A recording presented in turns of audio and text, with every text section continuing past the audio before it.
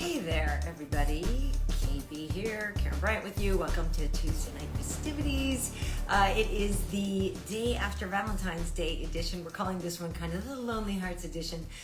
We're going to talk about MMA, obviously. We'll talk about UFC 271. But we are also going to talk about movies and music and, rom-coms and breakup movies and breakup songs and favorite love songs and diss songs and stuff like that. Yeah, this is episode 24. So that means there have been 23 others, and we've had a lot of great people on. We've had on Hall of Famers. We've had on several champions. So just go to fistivities.com, and you can catch up on the episodes that you haven't seen. Oh, I see.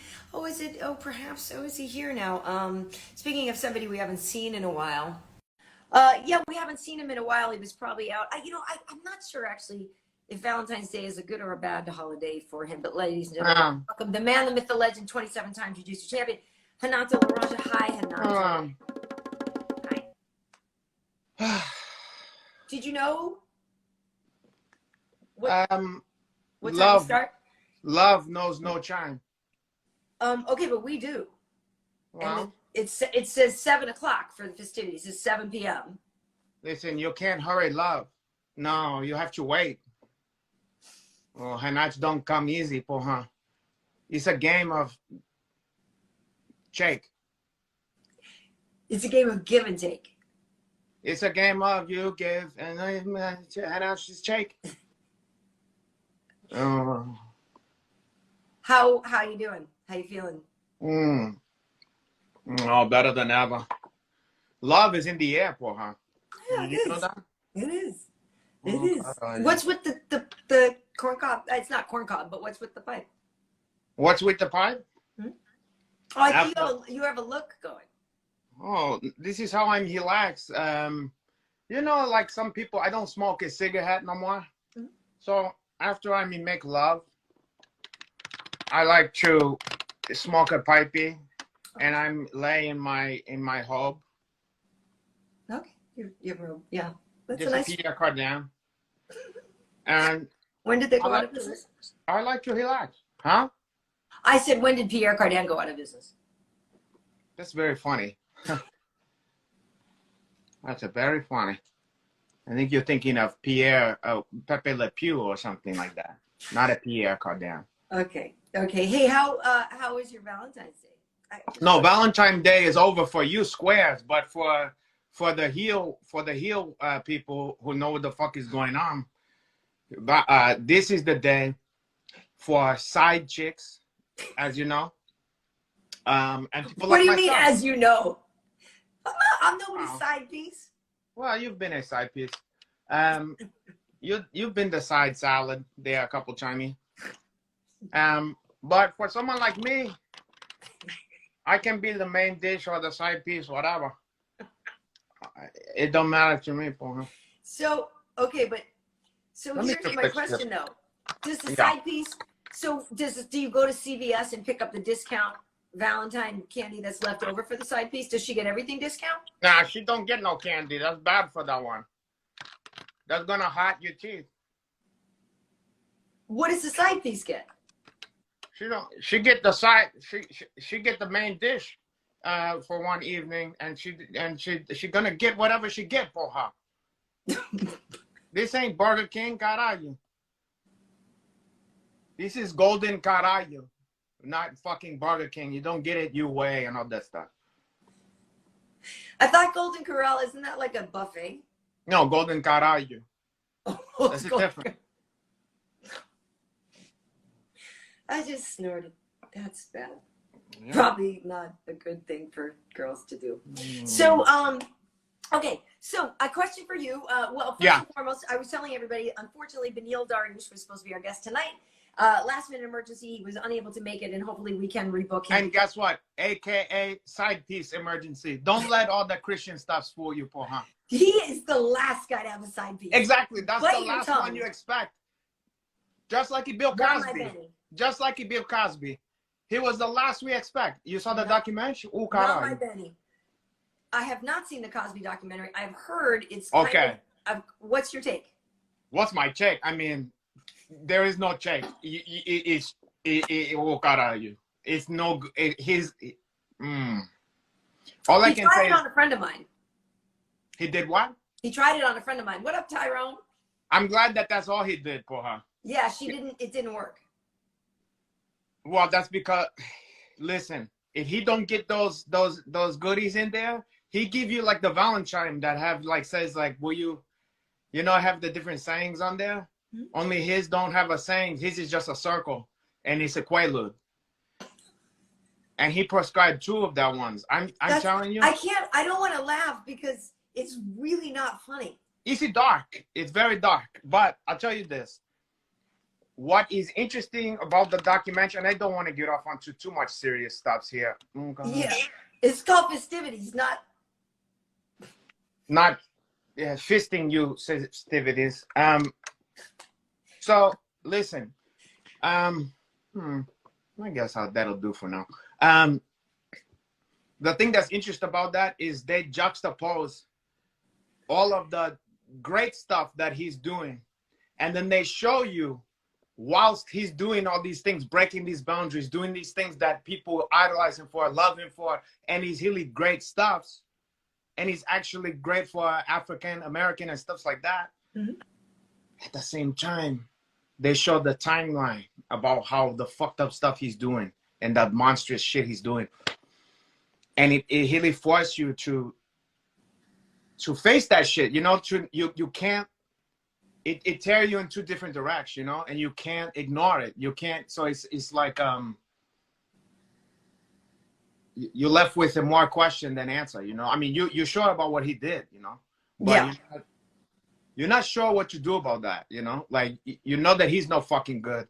Well, but it's crazy. It's almost like you want to make them 2 different people or something like that. Right. Okay. So, yeah. I mean, because it is one of those things where you're like, yeah, can you watch the Cosby Show now and whatever? Like, listen, I still listen to Michael Jackson. You know what I mean? It's problematic. I get it. Well, okay. So here's the deal. When I watched the Michael Jackson one, I said to myself, I was disgusted, first of all.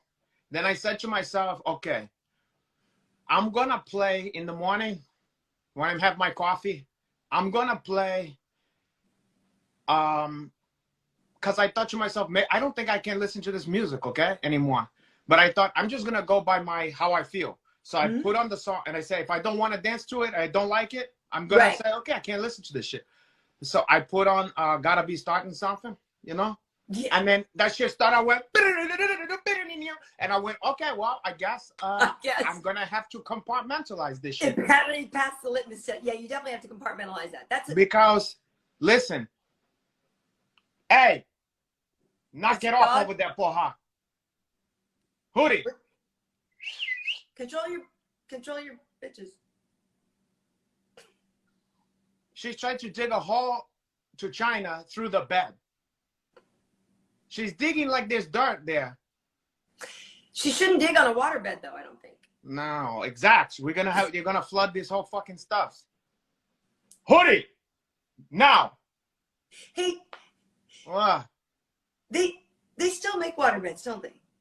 Yeah, I have one out there. I know, but I'm saying you have a lot of relics, I would imagine, around your place. But I have it filled with Kool-Aid. Sometimes I put it Alizé. It depends. Alizé. What flavor Kool-Aid? Or watermelon or grapey. All right, I don't even want to lie right now. This is the watermelon seltzer from like that you get at Target or whatever. Oh. With some fresh mint. Wow, you're living it up there. No booze for you, huh? You on the wagon? No, not on the wagon.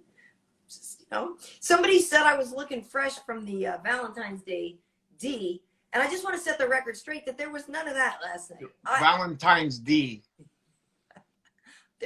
I was just sitting at home with the kid, so with the kid. I just have a natural glow, apparently. Did you and your daughter at least watch depressing movie about other people having like comedy, romantic comedy and stuff? No, okay, so we are going to get into this. Like we were saying, this is kind of the Lonely Hearts edition of the show. But I did actually want to ask you about Adesanya fight too, but we'll get into that whatever at some point or whatever. But we were watching Love is Blind, which I don't know if you've seen this show. I've heard about that one. Okay, So I was saying before, I don't really watch reality shows. The only one I watch is Catfish. You know, we've talked about that before on previous episodes. So I do like Catfish, but so we watch Love is Blind, and it's fantastic. I've heard this. Now, is this in season 2? Because It is in season 2. So that's what I'm saying. Last night we watched the first episode of the second season, and then it was a cliffhanger. That's how they get you. So we then watched the beginning of the second one, and literally, as I was dropping her off at school and stuff today, she was like, "Yo, you know," well, she doesn't say "yo." I should have wanted, but all of a sudden, I'm like, my daughter's like, "Yo," but she said, "Hey, you know, after the show tonight, after you wrap up the festivities, could we maybe watch the rest of that episode?" Because we had to watch after the cliffhanger. We had to watch and see what happened. It's a very entertaining show. I'm not gonna lie. I can imagine for her, but. Now, do you think you could fall in love with somebody that you never seen before? No. I mean, neither. Unless you have big titties, big ass, perfect face, then I can accept that one. Anything else, I'm gonna be like, oh, I need, you know. I need a face. Hey, kid, the popcorn's on the counter if you want it. I need a face. Somebody said they want to suck on your neck, for her. I'm not kidding you. The guy said that just now. No. Like a vampire. No. Like Chocula. Oh, wait, hold on. You have your daughter is there listening to naughty stuff. She is. She's cracking up right now. Oh, caralho. No. Don't worry. She see worse stuff on Euphoria. Yeah, thank God she doesn't watch that show. I don't. Oh yeah, I bet she don't watch that show. You watch Euphoria? She says no. No, she only watches SpongeBob SquareCheeks. and whatever is the other one. Yabba dabba boo boo. Huh? All she watches is anime and. Yeah, she watches hentai, where she see a woman get hit by an octopus. No, hentai. You don't watch that one. Yes, she does. She's like, "Stop, Mom." Yeah, but you know what happened in anime? Okay, here's what I got a question as a parent, okay? Okay. Now I have my own philosophy about this one, okay? Okay. But I wonder what you think about this, because it's different in every country. But I find in this country, a lot of parents don't want their children to see anything have to do with sex or naked bodies. No, I let her. Oh, God.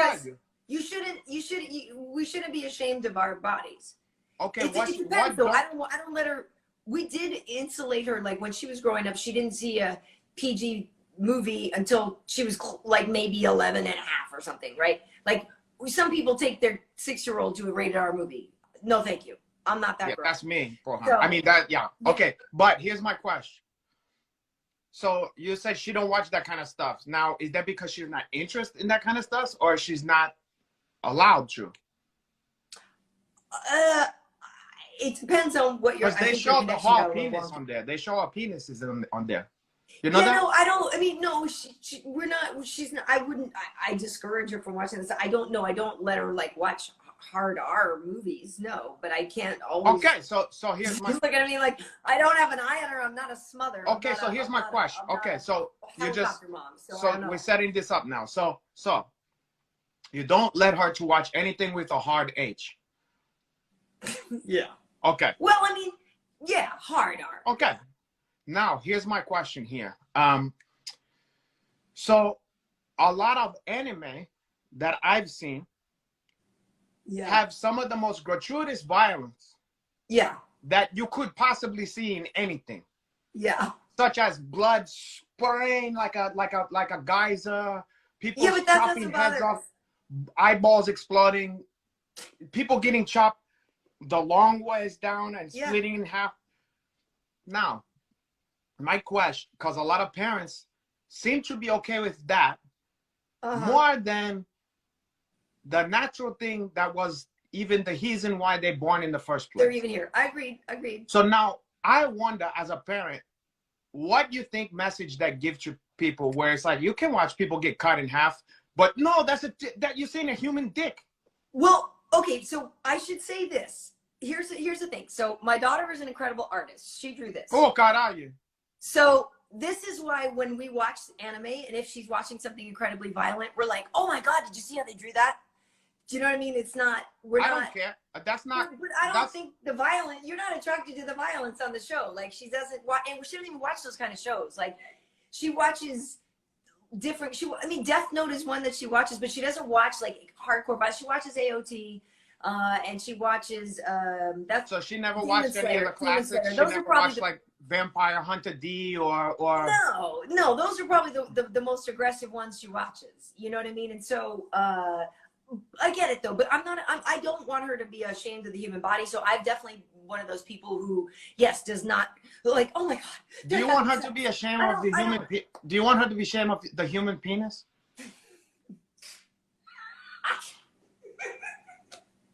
There's really not any, every body is beautiful, Renato. And well, not everyone. I mean, caralho, your Uncle Renat's body is beautiful, caralho. We have always taught her that the human body it is what it is. It's a beautiful thing. Don't be ashamed of it. Hey, what about the human body? Hey, it is what it is. I'm gonna put that on a fucking Valentine card for you next year. Hey, listen, Karyn Bryant, your body, hey, listen, it is what it is. She's cracking up over here. Well, I'm just saying, we never made her think that like sex is a bad, evil thing. No, so no. But just don't look at it. But just, I don't want her watching porn. I didn't say porn. I said chaseful stuff like 9.5 Weeks or the Head Shoe Diary. I'm kidding. She don't need to watch 9.5 Weeks. I think it's still a little early for that. How about The Hunger with David Boyd? No, I'm kidding. I'm kidding. Now, I'm just always interested in this because it seemed like it boggled my mind how much, even on, okay, like for instance, the UFC, I always trip out when I watch the UFC. Especially, okay, when it's on TV, on network TV. You see somebody who just got their brain stumped into a coma, you know? Right. And then the guy who just did it, and he's dripping with blood and shit's coming off of it, you know, his tooth is hanging out of his mouth. And then he go like this, ah, fuck yeah, boy, you know, like, and then he goes, beep, beep, beep. And I go, what's worse? To beat somebody to death?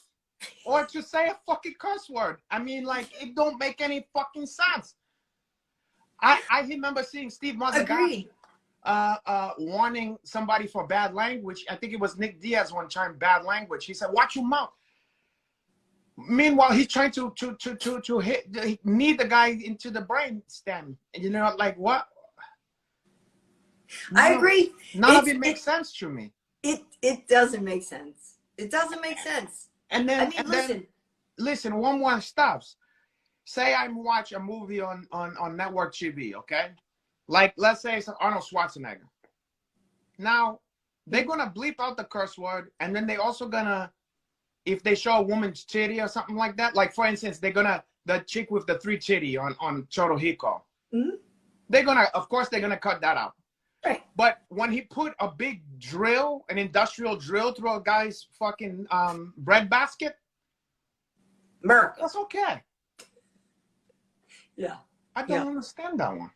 Yeah, I don't understand it either. It's, you know, morality that is taught to us by oh, hey kid, wait, while you're up, where's my notebook with my list of, is it on the, can you grab that? The one that's right in front of me. Hi, that's that one. Thank you. Someone asked if KB was in Commando. Yes. No. Is that? She was also in Soul Man, and she was also in Tales from the Dark Side, the movie. No. Okay. So speaking of movies, Renato. Yeah. I did want, you know, it's. You were asking me what I was watching last night. I said I was watching Love is Blind. I do like that show very much. It is, I don't think I could fall in love without seeing somebody. I agree, Paul.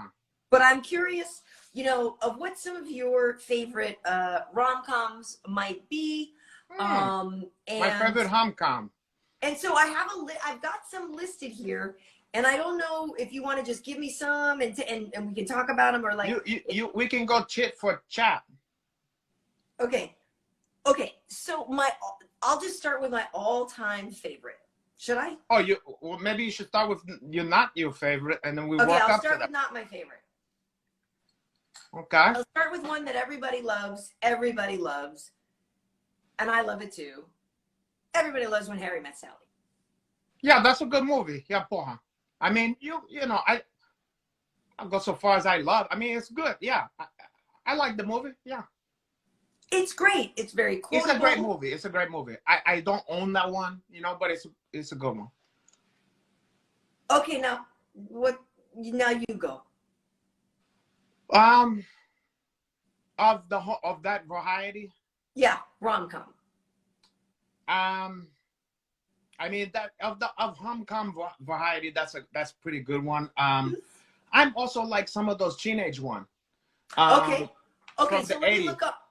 Like from the 80s, I like you know, the rom-com. There's two of them with the same guy. From there the was 80s? one called Can't Buy Me Love for her. Okay, wait, from the 80s you said? Yeah, you remember Can't Buy Me Love? Yes. Okay, so Can't Buy Me Love is really good. Also in the 80s. Okay, so there's some I did print a list of some things. But I started I thought I went back in the 80s even more, but some of the ones from like the late 80s that are fantastic. Okay, so like one of my all-time favorites from the late 80s, but you're talking teen movies. Okay. So what do you call it?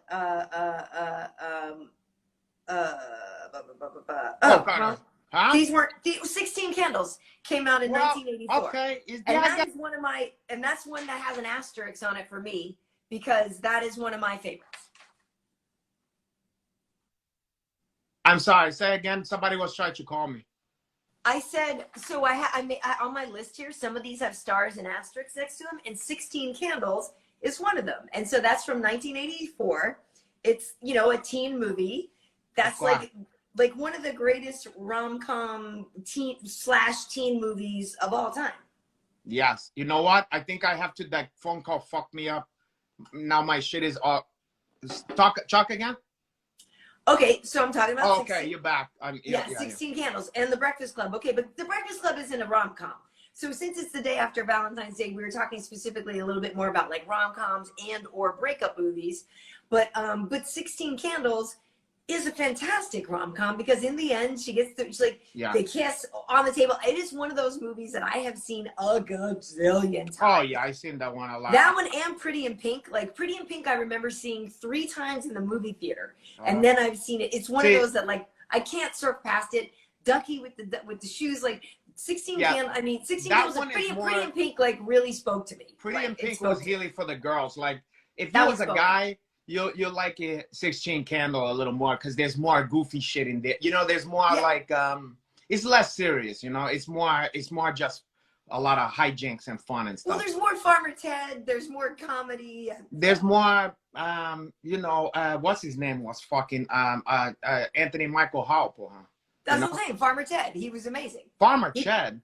He played Farmer Ted. That's his nickname in it. But listen, no, 16 Candles, has a lot more comedy. There's just funny stuff at the dance. There's the stuff with the party.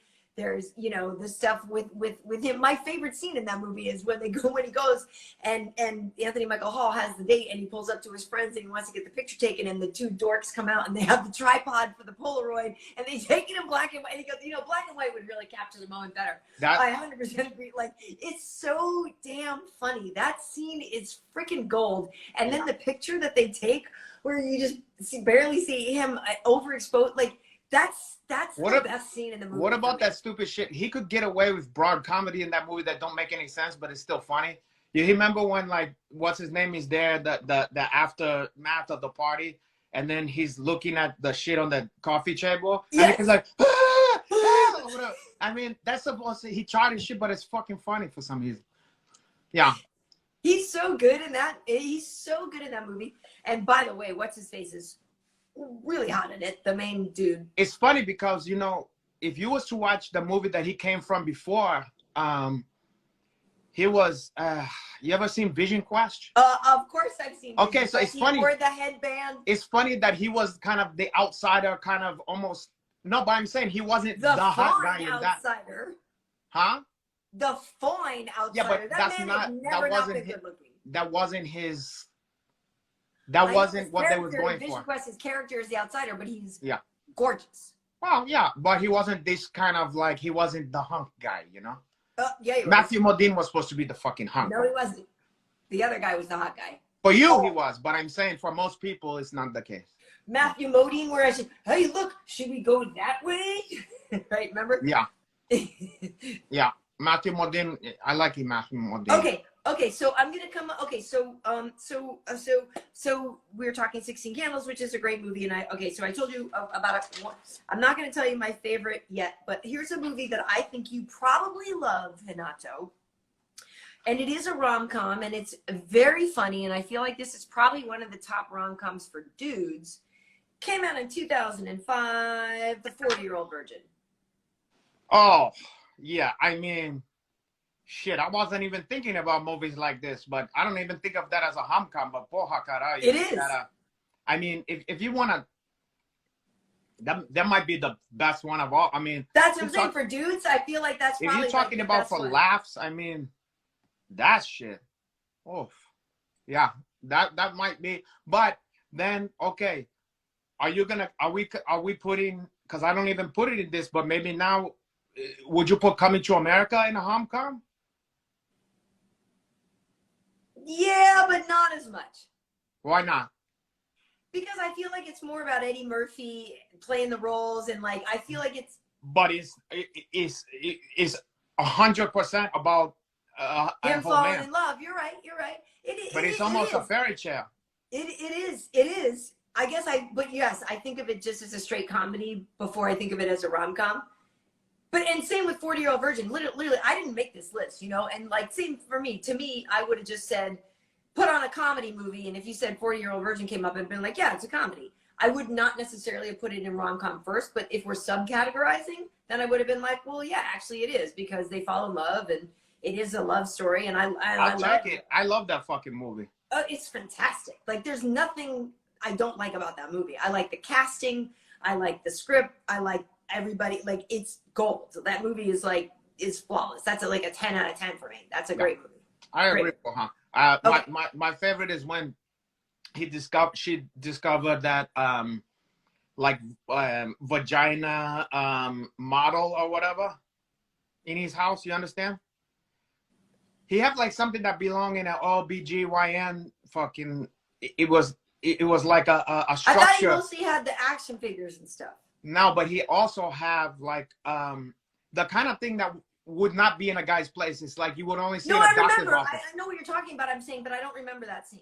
So it was when she's kind of like, "What the fuck you got in here?" Like you know, she's like questioning the shit that he's got in there.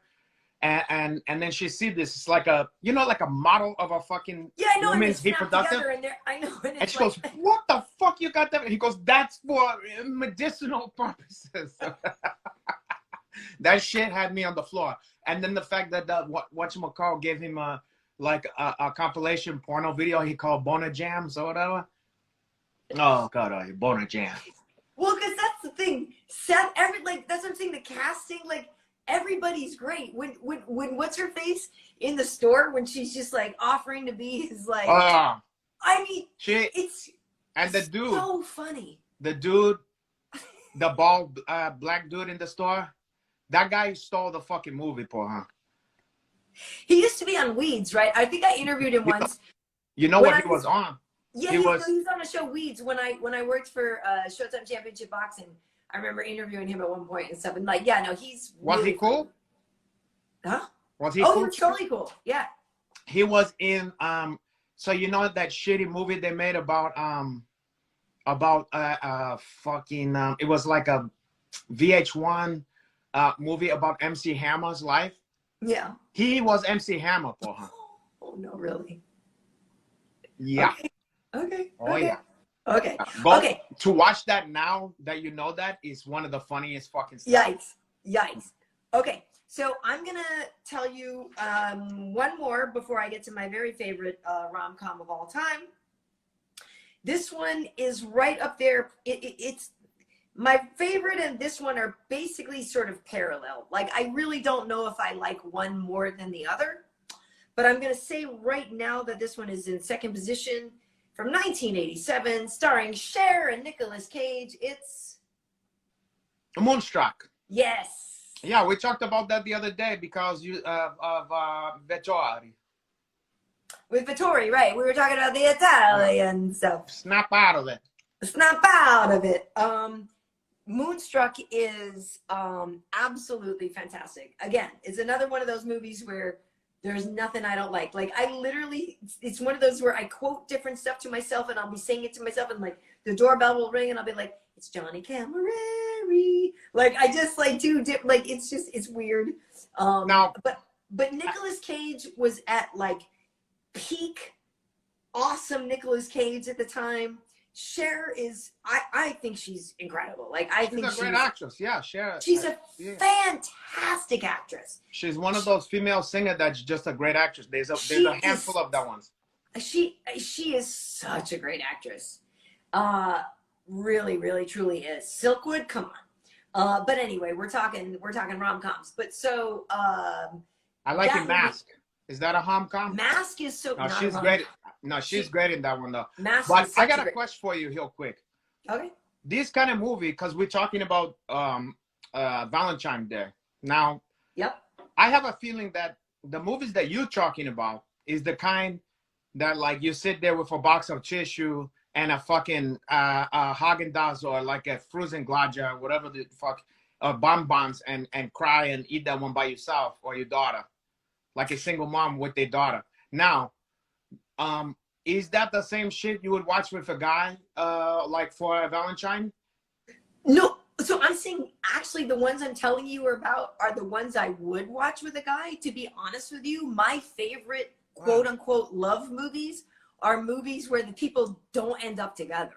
Ooh, like, my favorite love movies, like, all end in heartbreak. Oh, like it what? Like Lost in Translation, like Bridges of Madison County, like Up in the Air, like let's see, what else? Those are three of my like Breaking the Waves, like yeah. No, all my favorite love stories, they don't end up together. Somebody said Predator. I guess that's true because he ended up with that chick, the Costa Rican chick or whatever. But literally, Lost in Translation is such a great movie and such a great love story, and it sucks at the end. Like, you're like, yeah, it's just sad. But maybe it's better. Maybe it's better that way. But it sucks. You know what's one? Like, yeah. That have an ending. It's not a rom-com, but it have an ending like that. But it was so realistic. White Man Can't Jump. Those two are in love. At the end, she was like, "No, you're true." But at the end, you know, like, he don't get her back. Like, he think he's gonna come back, and he won the bet and all that kind of stuff. And still, she was like, "Nope." And it was like, "Oh shit, that's like he'll like." I remember seeing that when I was, you know, however old I was. And yeah. I was like, "Oh, caralho, it bees like that sometimes." We're not gonna wait for you forever. Like, if you're a punk, like if you're a chump and you. Hey, take it easy. I don't know about that was the lesson. But I know that it was, he kept fucking up. He kept fucking up over. White Man Can't Jump is a great movie, but literally he and Wesley fall in love. It's a romance of a different story. It's a romance. It's a bromance movie. It is 100% a romance movie. Yeah, I love that movie. Well, someone also said here, one of my favorite one that I love when I was a kid, which you would think maybe kids don't like this kind of stuff, but I love that one, is Romancing the Stone, porra. Oh, so good. That movie is the fucking classic, porra. Dude. Well, I feel like that new movie is kind of a remake of it. Oh, it basically is, yeah. It's like 2.0. I saw the trailer, I was like, that's Romancing the Stone. But I think it's an homage. It's an homage, you know? Yeah. Well, it's for sure homage. Incredible. Yeah. Literally, is the kid list? No. I literally, you know, the point, my favorite line is when Michael Douglas is like, oh shit, the Doobie Brothers broke up? That even when I was a kid, that shit had me on the floor. I remember the theater erupted when he did that, when he said that. I like that shit. Oh, I fucking love that. And he make the whiskey look so good, you know. He's like, God damn, I love these fly boys, you know. And the whiskey, in movies, whiskey always tastes like Gatorade. You know, they just Yeah. like. In real life, It's like refreshing in movies, especially if I know you don't like westerns, but in westerns, a guy will be walking through the fucking desert. He finally make it to the thing, and his lips is parched and fucked up, and he goes, "Give me a whiskey." And then the guy gives it to him, and he's like,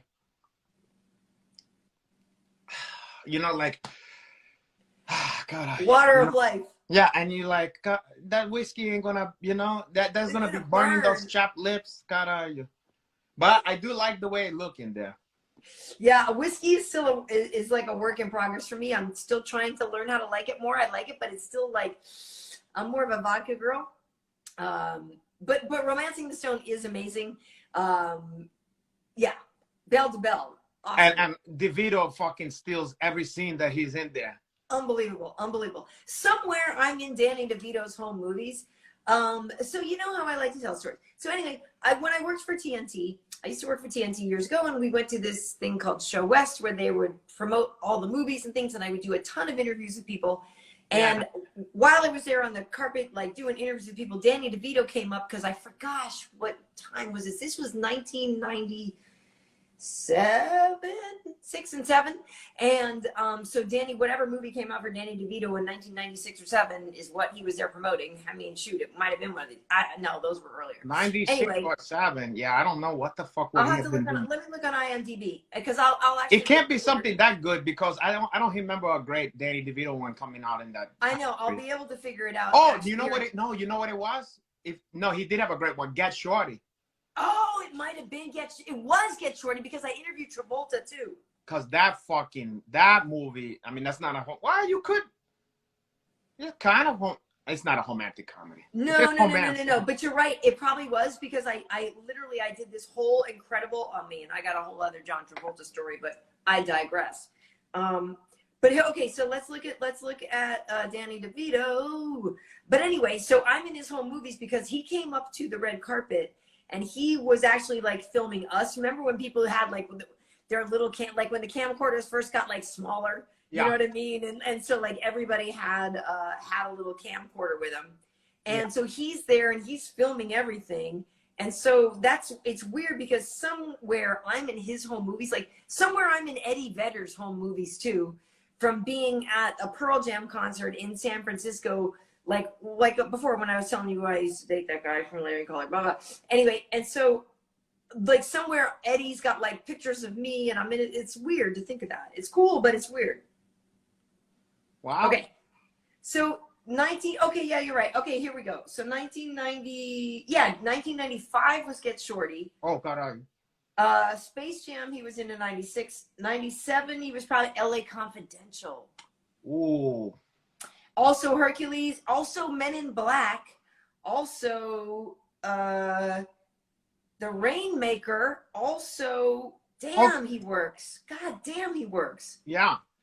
Okay. And so it could have been any of those. It actually could have been The Rainmaker because I did interview Claire Danes and Matthew and Matt Damon as well for that.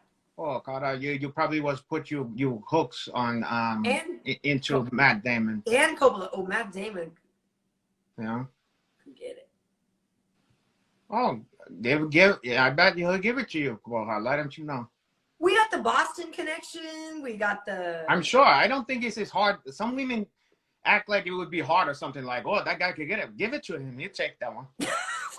I'm not. Well, you already said I'm a side piece. I'm not trying to be his side piece to his marriage. He's like, I'm not trying to be somebody's side piece. Why not? If you're gonna, wouldn't you have to have a side of something than nothing of it? Isn't that the Lizzo? Isn't it Lizzo like?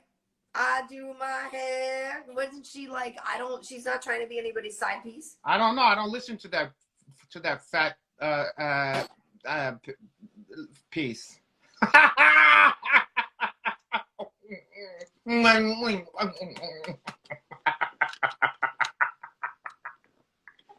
Oh caralho! She's a chunky. She's a chunky. She should be great. She should be grateful that let her to make love to me. Okay, regardless if in the side or in the from behind or missionary piece, whatever I give, she gotta be happy from that one. That's Lizzo is awesome. Maybe I'm thinking of a different person.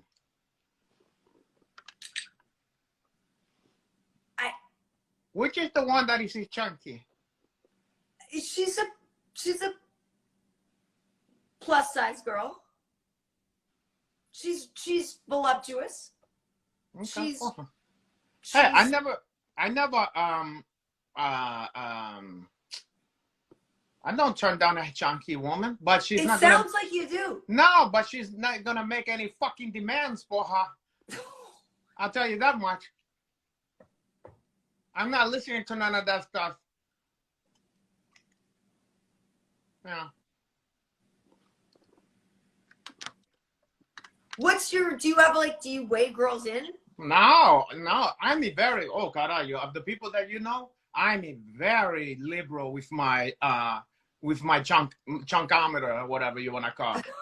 But at the same time, I'm not hearing no kind of stuff about you know, I ain't gonna be nobody's side, or I'm certainly not listening to any songs about a chunky woman telling me I'm not gonna be a side piece, because I'm chewing that one out for her. So you're saying a big girl can only be a side piece, basically? No, she can be, well, I don't know. That's what it sounds like. I'm gonna decide, but I'm certainly not gonna listen to her to tell me about where the bear shit on the buckwheat. Okay. So I'm gonna tell you now my all-time, like I said, Moonstruck is basically parallel to. What's your favorite movie with the fat women in that one? Or I'm sorry, chunky, big, beautiful women for her. My favorite movie with big girls in it? Oh, probably. I like Rebel Wilson. I know she lost a lot of weight. How about Wilson? Yeah. Rebel Wilson lost a lot of weight, and so she's not a big girl anymore. But she was a big girl. She's funny as hell. She's funny. she's a funny girl, and she strikes me as one of those girls because she kind of got a pretty face. She strikes me as one of those girls that's probably more chunky than is skinny, probably. Well, it's up to you to see. She posts on her Instagram. She's lost a lot of weight. She looks very different. And apparently it's kind of like... Some girl look better, some girl don't. You know who's a chunky girl who look heel fucking good now? Who? Because Adele was never on my radar. Well, she looks good now. Then at one point she did she hosts like Saturday Night Live, and she was singing, and she had a great personality. You know, she looked heel. I said, God, are you Adele? I had no fucking idea for her. Yeah, she lost a lot of weight, but pretty girl. Yeah. Pretty girl, and but she's taking Rich Fresh, and she might be engaged, so she's taken, bro. I don't care about that stuff. I can still fantasize about that one. Yeah. Because you know what? A lot of relationships don't pan out anyway. You just gotta wait it out. It's true, and that is something to remember for all the people who, were looking at things yesterday with Valentine's post and everything. Like, how many times were any of us in a relationship where you were like, God damn it, I gotta go pick out a goddamn card, right? And like you're in the store picking out a card, like a Valentine, or like you're like, I gotta make the obligatory post. Like, yeah, see, that's what I don't like about it. There was a lot of that going on yesterday. So for those of you, sitting here and like crying into your whatever, your whiskey or whatever, like just know that a lot of those people were really not doing it for real. Yeah, it's you know what I don't like about Valentine's Day is you can tell. Look, the guys don't really give a shit. Most of the guys. Hey, by the way, hold on. By the way, Tyrone is here. I know Tyrone's here, and he's welcome to join us anytime he wants. So yeah, Tyrone, come on here for her. Pop on in if you feel like it. And I will add you immediately. But yes, so a lot of girls. What? Say that again. The thing I don't like about a Valentine, because I don't care if you like to do Valentine, that's great. The thing I don't like about that one is, if you're a female and you don't have a fucking date, you made you feel like you ain't shit, Yeah. And then on top of that, when I feel like the ones that do those posts about that they don't give a shit, they really come give off like they give such a shit. They're like, you know, I'm just taking care of my self-care. And then you're like, oh, like, check it easy. If you really don't give a shit, you don't even post about it. You understand? That's why my post yesterday was a promo for me and Angela's web, you know. There you go. You know, and it's like, if that's your bag, great. You know, to do a fucking whoop-de-doo about your fucking Valentine. A lot of time, what it allowed me to do is unfollow a lot of chicks, you know? Because a lot of ones that I thought was single and stuff like that. Oh, hold on. Time out. Tyrone said, I'm cleaning a horse stable, Poha. Next episode, I'll come on for sure. He's cleaning a horse stable, caralho. What a romantic. Tyrone, He's take the player shit to the next level. He's high shirtless. The stable. Shirtless, exactly. On a fucking horse. Yeah, imagine this fucking guy's trying to outdo your Uncle Hanach. I can imagine. Oh, believe me, I can imagine that. Listen, take it easy, Poha. He bring the horse to the stable, but I may have the horse. I'll give you something else, the horse. That man fine. Anyway, but you're right. So to me, you're right. Me thinks the lady does protest too much, right? Like posting the like, I don't care. And it's not her fault because they do this to you, you know. They do pressure us to feel like crap. It's the same one where here's the same stuff that happened during the holiday. If you don't have a family or you don't have a relationship, whatever, you know, I find people get depressed and they get like, they make things like, oh, what are you doing? They say like, oh, I guess I'm not doing nothing for Thanksgiving. Like, it's like, so fucking what? Do something. Who give, you know, like, just program yourself to not give a fuck about that one. Yeah. Do something else. You know, it's just, I wish people didn't have to get caught up in that if they don't want to. If you're in a serious relationship, you have to. I know you have to. You just got to. That's it is what it is, Paul. It's like you have to give somebody a fucking birthday present. You're not gonna not give them a birthday present. You're going out. Right. However, if you're not in a serious relationship and you're not some kind of Santa Claus pimp who need to check a woman out to a 7-course meal to get laid or whatever and give her a balloon and candies and all that bullshit, what's the point? Right. No, I get it. I agree. Okay, so my all-time favorite rom-com, since you asked. No, I didn't ask. Actually has Julia Roberts in it. Julia Roberts. Don't let me guess. What's that one with the guy with the mustache? That's not it. Like When a Stranger Call, or no? What's that one? With the mustache? Where she's in a relationship and the guy's a piece of shit or whatever. Oh yeah, right. Yeah. What's that one called? That's not it. Oh. Anyway. Do you have another guess? I'll see if anybody can guess which one it would be. It's not. Well, what do you think? Do you have a guess, Hanach? Yeah, you're gonna say Mystic Pete's. That is a good one, but it's not Mystic Pizza. Well, you can't be Pretty Woman, no? It's not Pretty Woman. Okay, because you wouldn't. A lot of people guessing Pretty Woman. It's not Pretty Woman. The fucking movie that she's in, that's a romantic comedy. Yep. Julia Roberts. It's not Runaway Bride, Jonas Plus, but that was a good one too. I don't fucking know. What other movie was she in, Carl? She's been okay. Well, we've got a winner. We ding ding ding ding ding. Oh, Notting Hill. Jello Mijo has got it. Notting Hill. Why you like that? Because you got Hugh Grant is like sort of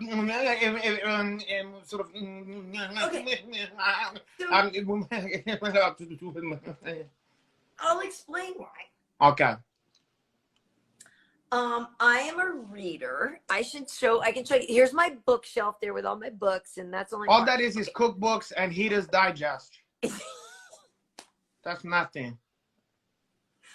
I'm a reader, a very big reader. And well, I can't actually, I used to be a big reader. I haven't had as much time to read as I would like to. I love reading.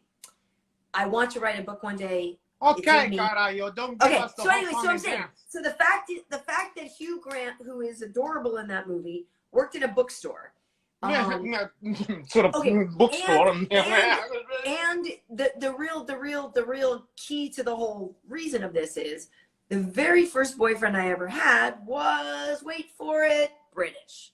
So there's a sense of nostalgia for me of like that was my first boyfriend thing, and then there's the whole idea of it where she's like a famous American celebrity, and I'm like, I don't think I'm a famous American celebrity, but I work on TV in America. Yes, I'm you like, do, Paul. what if I went over to England and like went over to the You UK? think that's about like, you, Paul?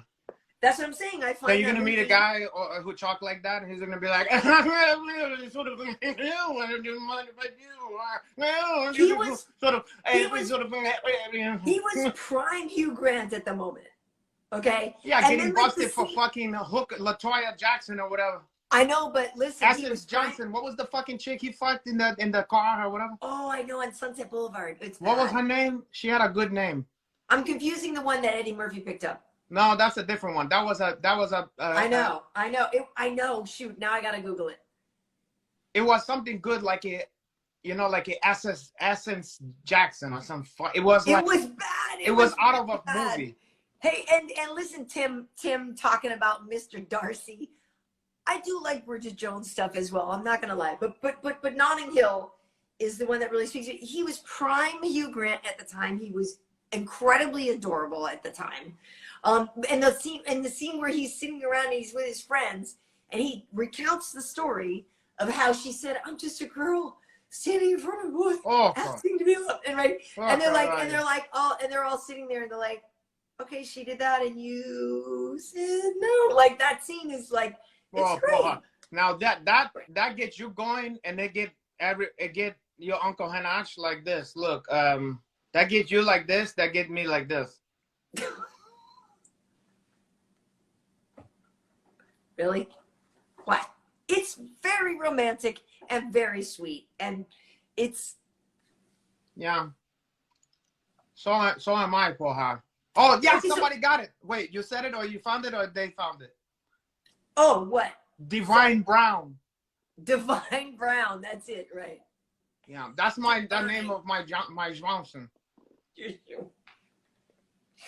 Okay, so what's your favorite rom-com, Renato? You know what? I give you a fucking Valentine one, and this would be the equivalent. You know how people say Die Hard is on my list. Yeah. Never mind your list. You know how people say say Die Hard is like a Christmas movie, but it's not your. I understand, but it's not along those same line. I feel that a romantic plus fun and good date movie would be True Romance. Great. You understand? Because you have the romance and the passion, but you have people getting killed. You have funny stuff. You have great acting. You have a lot of good stuff in there. And they're very passionate. It's very romantic because it's not based on logic or nothing. They just can't keep their eyes off each other. They love at first sight. All that stuff. And in fact, I remember going to see that, actually. I remember that too. With a boyfriend that I had at the time. And we loved that movie. It's a great movie. It's a classic for him. I agree with you on that one. I agree with you on that. I even though there are a couple of things about Tarantino that I find whatever. I mean, slightly problematic. Whatever. Listen. Overall, since we spoke about compartmentalizing earlier, I'm able to compartmentalize those things because the what I like about what he does is much greater than what I don't like. Yeah. Listen, it's funny. We compartmentalize all this stuff, and I'm not just talking about you, me too. For instance, I'm gonna make an analogy here. Wait, check this out. Every once in a while, like sometime if I check my garbage out or whatever, and I just got my underwear on, I try to like sneak out there and fucking just do that, and real quick, nobody gonna see that one. You understand? Mm-hmm. But the vibe is like if someone see me, they're gonna trip out. And I've had the thing where people have seen me and gave a look like, "Oh, caralho, I can't believe this," or whatever. You understand? Now, also same stuff. You're trying on clothes, okay? In a fucking well, for you it'd be Nordstrom Hack, but for me, Neiman Mark or one of these other Barneys. I was just shopping at Saks Fifth Avenue. Never mind Saks Fifth Avenue. You can't afford that one. Oh, but I can. Listen. Let's get back to reality. So when I try on some shirt, if sometime I don't feel like going all the way to fucking into the home or whatever, it's just a shirt. Take my shirt off, put the fucking shirt on. You know, the new one.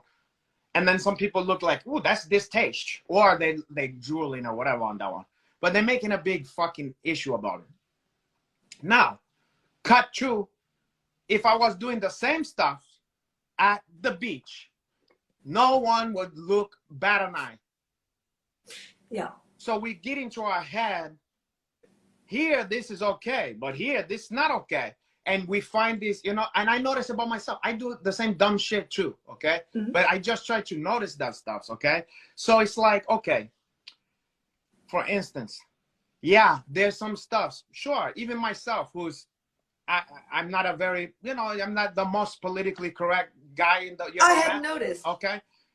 Even me, there's a couple stuffs in a fucking Tarantino movie from time to time where I'm like, oh, you know, like, that I'm like, yeah.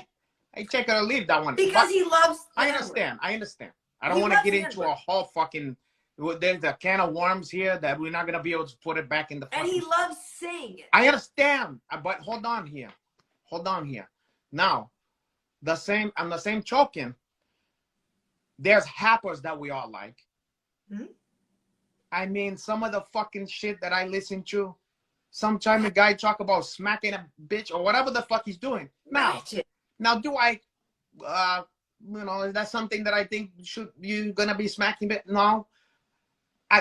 But I go, he's a happer or whatever. They talk about hobbing somebody, whatever. He's gonna shoot somebody, yeah, whatever the fuck's going on. But yet, in another arch form, we go, now Hugh, I got a bunch to pick with you. Like your morality shift from situation to situation to. No, hold on. I'm not talking about you. I'm talking about us. Yes. And I'm not, by the way, I'm not saying that you should excuse it. Feel however you want. And it's valid for her. I'm not telling you that. I'm just finding it interesting because I try to look at myself where I allow certain shit and I don't. Yeah. And why I justify it to myself. Because one thing I hate is hypocrisy. Yeah. I fucking hate it. And it also makes me laugh. But one stuff that I have to notice is that I'm also a hypocrite, you know? And I try to also examine when I'm a fucking hypocrite for her. Right. So when it comes to certain stuffs, I notice I'm like, ooh, but you're okay with that, but you're not okay with that. What's that about? You know, and I try to figure out my own stuff. You know, true. You understand? So I try my hardest not to get too much on a fucking soapbox about stuff. But that's me for her. You know? Yeah, I get it. That makes sense. No, for me, like I said, what he does in his movies, I love his movies. The joy I get from watching his movies far outweighs the I get every time he says the N-word, because he loves saying it. I guess really for me, it's kind of in Pulp Fiction where like I know. He was really excited to get to say it. I know. And that's the one where I'm just like, and I don't care for that either. Have to be there. And I don't care for that either, but also I don't have to have someone. I also don't need it to be 100% for everything be 100% for me, you know. And you know, you know what I'm saying? Like I'm trying to,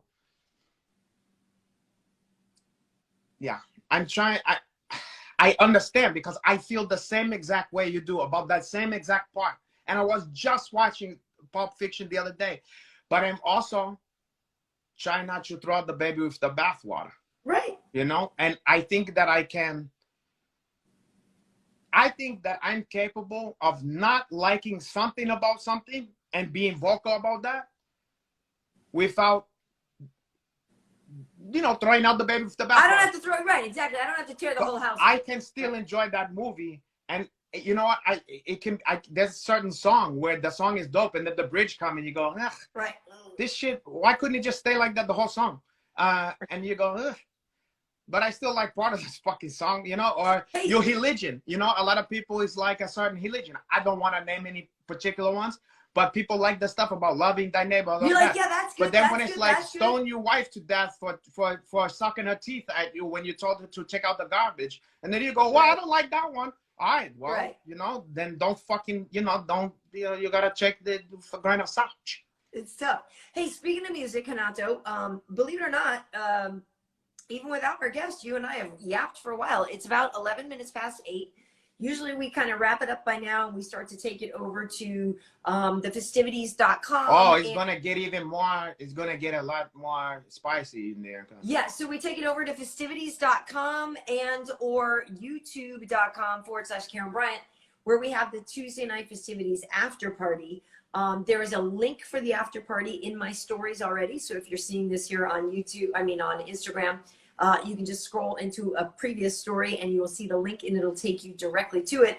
But yeah, Renato, I wanted to ask you a lot about like breakup music and your favorite love songs, because I know you've played Barry White for us before. If people follow you on Instagram, you've shared some really incredible clips. And I must say the song that you put behind our promo today was something really special. It's a classic, boy, huh? It's called, get ready for this one. It's called The Girl Wants to Fuck. What's it about? Funny enough, it's pretty straightforward. It's kind of walking you through about the idea that, you know, you're fucking a hound, you're wasting a lot of time, you know, whining and dining for 2 months and doing other stuff. But what she really want to do, you know, she want to fuck, you know, and he's saying, she's giving you all the signal. The girl wants you fuck. You can tell by the way she dance. The girl wants you fuck. So don't blow your chance. Her pussy is hot. Can't you smell the fragrance? Okay, but okay, I didn't. Okay, who sings it? A blowfly. Yeah, he go, her pussy. And he goes, listen, you fucking square. You hear what I say? He was a session musician for a lot of the great album of like the Stax, you know, era, soul, 60s. It's so funny. Yeah, he had an alter ego and he would wear like a thing that looked like a superhero. And he would do dirty albums. By day, he was like one of the most sought after session musician and singer. Nice. On all the great ones, Sam and Dave. Okay, hey, Charles, oh wow, nice. All that shit, right? Nice. But he was like a frustrated artist. Like your Uncle Hinach. Like you. And he created this thing where he put on the stuffs and he was incognito and the character was called Blowfly and he did party hackers with dirty songs and stuff that was X-hated. And people love that stuff. Yes, he was African-American. Oh, so then he was incognito. You're canceled. I'm out of here. That was a bridge too far. You fake news, Paul. Okay, we're going off to the fucking stuffs or what? We will see you in the after party in just a moment. I gotta take a piss, Paul, okay? I don't know how much longer I gotta wait. My teeth is floating over here. And you cancel. What you said, we can never came back from. I can forgive, but I can't forget. Incognito. You know, there's a great, speaking of incognito, there is a great, a fucking graphic novel called that. Oh, is there? No, you know what? Look out for this graphic novel. Books. Look out for this graphic novel. It's great. It's like a noir, okay? It's back in the civil rights times, you know? And there was a guy is like a reporter, okay? He lived in like the Bronx or somewhere in New York. Yeah. His brother get killed down in the South. He get hung, okay? Now, this guy, though, happened to be a light Negro who can pass for a white man. A lot of people think he's a white, okay? So he go to the Deep South and go to do the case. And he's infiltrated because they think he's white, okay? And he solved the murder, you know, of his brother. Right. And he's called, he's really called Incognito. Incognito? Yeah. All right. Yeah. I'll look for it. It's a good one, Poha. Okay. All right. Anyway. In the meantime, folks, yeah, we will be over on YouTube in just a moment. I'm firing up the old hamster in the treadmill in the hamster wheel here. You're But we'll firing be up your vagina for her for the late night show. Okay. By the way, my Veach is always fired up. But anyway, check it easy, cara. Take it easy, thank you for joining You gotta us, make folks. me work for it a little more than that. Well, I didn't say it was working for you. I just said it just. Yeah. You gotta get that hamster wheel moving a little faster. I'm not the dust out there. Okay, I'm gonna talk to you guys later. All right, folks. So yeah, so those of you who are just joining, just hit this link in my stories, and we'll see you on the after party over on YouTube or festivities.com in just a couple minutes. See you there. Thanks for joining us.